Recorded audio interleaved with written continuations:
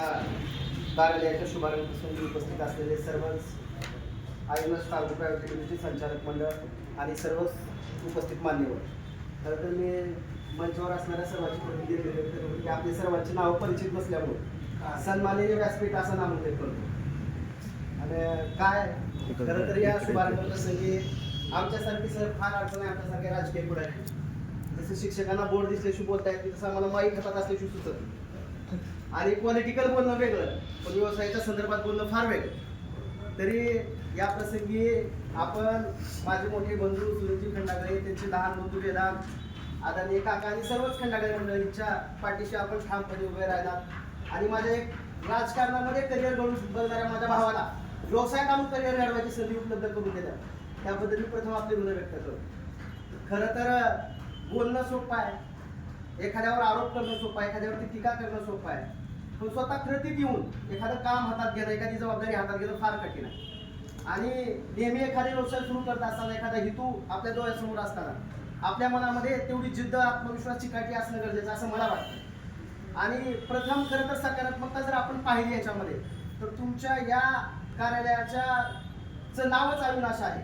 अविनाश या शब्दाचा अर्थ असा होतो की ज्याचा कधीच नाश होत नाही, तो म्हणजे अविनाश, जो की नित्य नियमाने आयुष्याच्या प्रत्येक ठिकाणी चिकाटीने, जिद्दीने आणि संघर्षामधून जो वाटचाल करतो त्याला अविनाश म्हणतात. आपल्या या ट्रान्सपोर्टचं नाव आपण अविनाश ठेवला आणि खरं तर मला वाटतंय माझ्या माहितीनुसार तुमचे हे ट्रान्सपोर्ट 13 राज्यामध्ये आहे, मला असं माझ्या माहितीनुसार वाटतंय.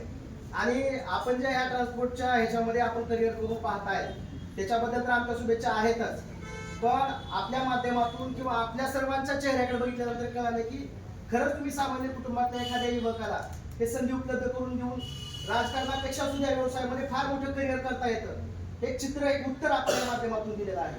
मला सांगायला अभिमान वाटतो की तो माझ्यापेक्षा मोठा आहे सुनील आणि तो माझ्या स्वतः ग्रामपंचायतचा सदस्य, पण माझ्यासोबत मी स्वतः युवासेनेचा जिल्हा प्रमुख आहे लातूरचा. पण राजकारणामध्ये काय असतं, भविष्य भवितव्याची चिंता नसते, पण होईल ही आशावाद असतो. पण व्यवसायामध्ये ठाम माहीत असतं की आपण एखादी गोष्ट केल्यानंतर आपल्याला प्राप्त होतेच. आणि मला नेहमी माझा भाऊ म्हणायचा की आपण राजकारण करायचं का, पण मी वंदनीय शिवसेना प्रमुखांचा नम्र शिपाई आहे. मी कधीही खोटं बोललो नाही आयुष्यात आणि मी परिणामाने घाबरणारा शिवसैनिक नाही. मी नेहमी त्याला सत्य सांगत असतो की बाबा राजकारणामध्ये आता परिस्थिती करिअर करण्यासाठी नाही, तू जो काही व्यवसायामध्ये गेलायस त्याच्यामध्ये तू करिअर करू शकतोस.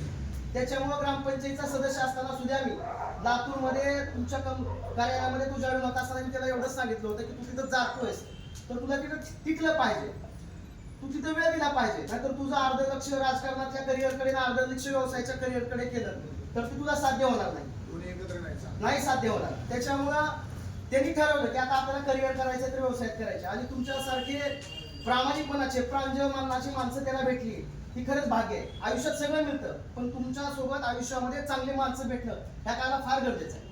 आपण संपत्ती कमवू शकतो, आपण काही कमवू शकतो, पण विश्वासाची माणसं आणि चांगलं सांगणारी माणसं कमवायला भाग्य लागतं. आणि मला वाटतं ह्याचं काहीतरी भाग्य आहे, कारण हा प्रामाणिक आहे. एखादी गोष्ट जर त्याने हातात घेतली तर तो शेवट करतो त्या गोष्टीचा. त्याच्यामुळे याच्या प्रामाणिकपणामुळे तुम्ही त्याला जवळ केला आणि मला विश्वास आहे की तो तुमच्या विश्वासाला कधीही तडा जाऊ देणार नाही. लातूरपेक्षा सुद्धा या धाराशिवमध्ये सगळ्यात अधिक जोमानं हा इथं तुमच्या कार्यालयाला अधिक गती देऊन काम करेल यामध्ये शंका नाही.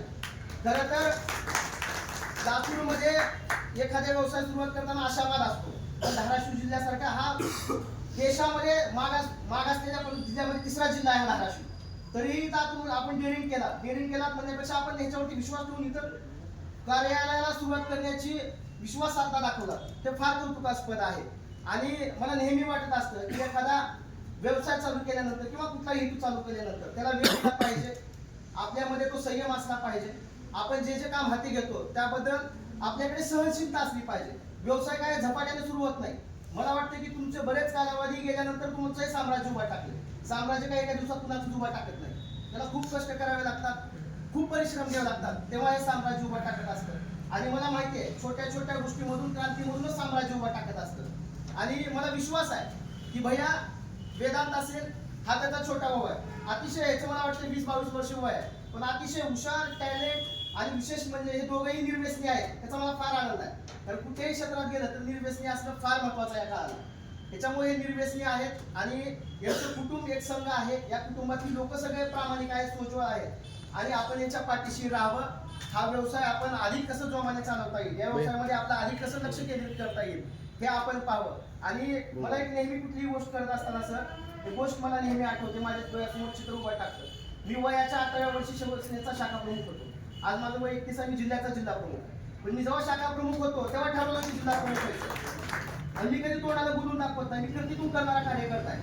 त्याच्यामुळं मी कुणाची सहानुभूती मिळवण्यासाठी किंवा कुणीतरी मला मदत करावी ही अपेक्षा मी कधीच आयुष्यात बाळगली नाही. मी जे काही कमवलंय किंवा जे काही करायचं ते मी स्वतःच्या हिमतीनं करत असतो. आणि हा व्यवसाय असाच आहे, तुला जे काही करायचंय, तुला स्वतःची बुद्धिमत्ता, स्वतःची ताकद, स्वतःचं नॉलेज, स्वतःचा आत्मविश्वास हे सगळं एकच संग करून करावं लागणार आहे. आणि मला नेहमी एकच वाटतं की एक गोष्ट